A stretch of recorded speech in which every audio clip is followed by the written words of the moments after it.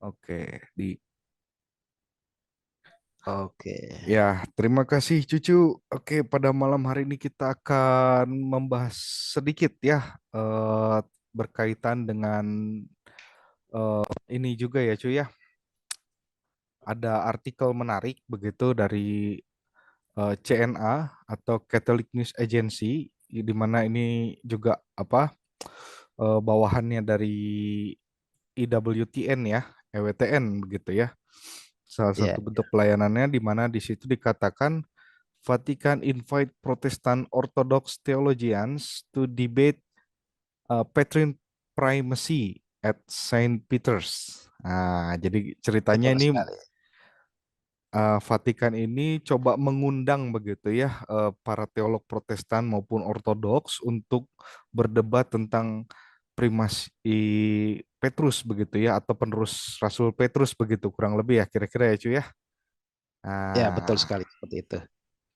ini kurang lebih artikelnya dari ditulis oleh siapa ini? Ibu Mares ya pada Ibu Oktober. Maris. Heeh.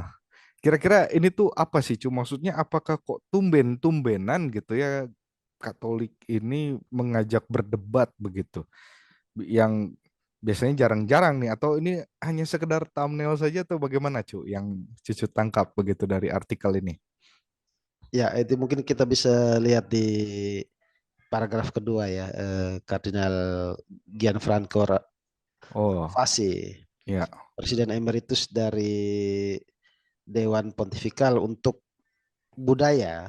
Mm-mm. Kardinal itu pada 20 Oktober mengatakan ini dalam rangka primasi Petrus, dialog Oh, dialog. dialog yang akan dilaksanakan di Basilika Santo Petrus pada 22 November dengan tema di atas batu karang ini saya membangun gereja saya gitu. Aku Mm. membangun gerejaku gitu kan. Mm-mm. Nah, Ini ini Kak. kelanjutannya di paragraf berikutnya kita bisa lihat ini bagian dari eh, kuliah ya, seri serial pengajaran tentang Rasul Petrus dalam sejarah seni dan kultur seperti itu. Nah, itu dan udah mulainya dari 25 Oktober itu kita bisa lihat sampai Mm-mm. tahun depan ya, sampai Maret ya. Oke. Seperti itu. Dan eh, dari artikel ini kita bisa melihat eh, tapi belum belum diinformasikan dengan detail ya, siapa teolog yang akan mewakili apa namanya, mewakili gereja Katolik siapa atau Protestan siapa dan Ortodoks siapa ya, tentang keutamaan Rasul Petrus gitu gitu.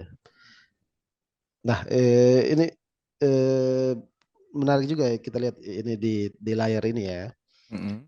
Eh, Primacy of Bishop of Rome as a successor of Peter, primasi Uskup Roma sebagai penerus Petrus merupakan salah satu isu besar Isu dari yang hmm, dari ketidaksetujuan ortodoks ya, gereja, terutama. dengan Hmm. Ortodoks. Nah, tahun lalu itu Paus Fransiskus mengatakan, eh, beliau mengatakan that it is meyakinkan gereja yang bersinode bahwa cahaya terang itu dapat bisa bisa ditangkap eh, melalui kita dengan Oh, melihat keutamaan Petrus begitu. oh jadi apa namanya cahaya itu tuh dapat dipancarkan begitu ya melalui primat Petrus begitu kurang lebih ya, cuy ya. Betul betul. Oke. Ya, dan ini menarik sekali karena setahu saya sih sebelumnya belum ada diskusi apa namanya yang di akhir-akhir ini ya, diskusi Hmm. yang terbuka tentang suatu hal yang menjadi concern dari gereja dan bagian dari dasar untuk eh, dasar apa ya, dasar untuk mencari kesepahaman dengan gereja lain, khususnya ortodoksis kalau menurut saya, Mm-mm. termasuk juga dengan Protestan, tentang bagaimana eh, apa namanya, sebuah sistem yang sebenarnya sudah digariskan sejak zaman gereja mula-mula begitu sebenarnya. Ini adalah sistem tua yang bagaimana untuk mengatur relasi organisasi gereja, Mm-mm. karena semuanya ada apa namanya, harus harus ada cara pengorganisasiannya gitu, biar biar ada keteraturan dalam dalam gereja gitu sebenarnya, Mm-mm. lihat ya. Oke. Nah, ya itu bisa mungkin kalau penonton mungkin bisa nanti membaca sendiri eh, beritanya ya, itu di Catholic News Agency ya. Mm-mm. Ininya ya, lebih lengkap, info lebih lengkapnya. Jadi nanti teman-teman yang Betul, betul. menyaksikan rekaman ini gitu ya bisa tahu nih dari sini ya, CNA, Catholic New Agency. Jadi ini menarik ya cuy ya, karena Ya, jarang-jarang gitu gereja Katolik mengajak debat gitu kan, walaupun memang konteksnya adalah untuk dialog gitu ya, dialog terbuka begitu, dengan para teolog Protestan ataupun Ortodok gitu. Dan kita tahu kan, di dalam Konsili Vatikan kedua sendiri gitu ya, ini saya tutup dulu.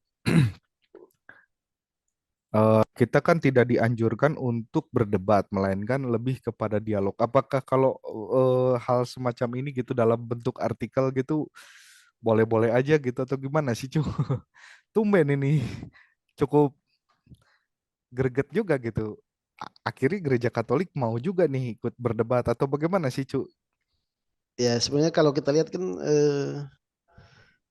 sikap gereja Katolik ya secara umum ya, dan Mm-mm. juga setiap anggota gereja terhadap orang lain, pihak luar gitu kan, Mm-mm. adalah sama seperti apa namanya, sikap Kristus terhadap orang lain gitu, yaitu kasih gitu kan. Mm. Nah, kalau saya lihat sih sikap kasih inilah yang dituntut dari setiap anggota gereja gitu, sehingga masing-masing dari kita akan menjadi apa, saksi yang hidup. Nah, Mm. tanpa kesaksian yang baik maka semua kebenaran hanyalah menjadi teori belaka tanpa ada realitasnya gitu, dan setiap anggota gereja dipanggil untuk menjadi kudus. Tapi ini nih, sikap kasih itu tidak berarti kita mengorbankan kebenaran begitu. Oh, bukan Jadi berarti kompromi juga ya, cuy betul, ya. betul, betul. Tidak seperti yang dikatakan oleh CN atau apa yang kita bilang kita berkompromi terhadap iman atau apa gitu. Tidak Hmm. gitu.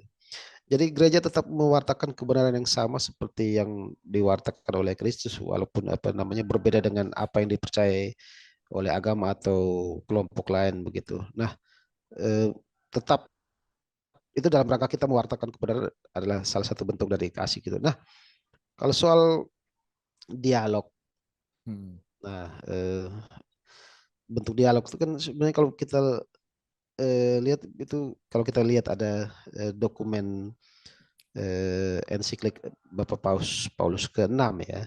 Boleh di-share mungkin, Cuk? Bisa di-share? Saya cuma ada ini kutipan di kertas aja sih saya tulis itu. Oh iya iya, oke. Nah, itu kalau tidak salah itu Ecclesiam Suam ya. Klesiam Suam, Nah, oke. di mana itu di situ digambarkan ada lingkaran-lingkaran yang punya satu titik pusat gitu. Nah, Paulus ke-6 itu membaginya menjadi pertama lingkaran yang terluar itu. Nah, itu Mm-mm. dialog dengan dunia, di mana dunia mempunyai nilai-nilai yang berbeda dengan nilai-nilai kekristenan begitu kan. Mm-mm. Dunia ini juga termasuk di dalamnya itu orang ateis gitu. Oke. Nah, tadi kalau tidak salah di artikel yang baru saja kita share screen itu juga ada juga rangkaian yang membuka dialog dengan ateis juga gitu. Jadi dalam apa, dalam rangkaian ini ya, Mm-mm. dalam rangkaian acara dari Oktober sampai Maret tahun depan itu nanti akan ada berbagai lecture pengajaran, termasuk dialog pengajaran untuk ateis kalau tidak salah ya. Tadi saya Mm-mm. lihat, sempat lihat. Mm-mm. Nah, saya lanjutkan ya. Iya, Sampai mana tuh? Oh, sampai lingkaran luar ya. lingkaran terluar. Mm. Nah, eh,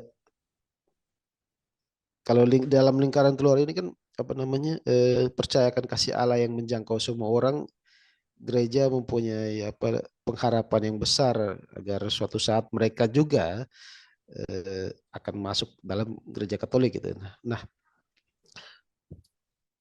untuk itu gereja Katolik harus secara aktif bekerja sama dengan mereka untuk perdamaian dunia. Ini bekerja sama untuk perdamaian dunia ya. Oke.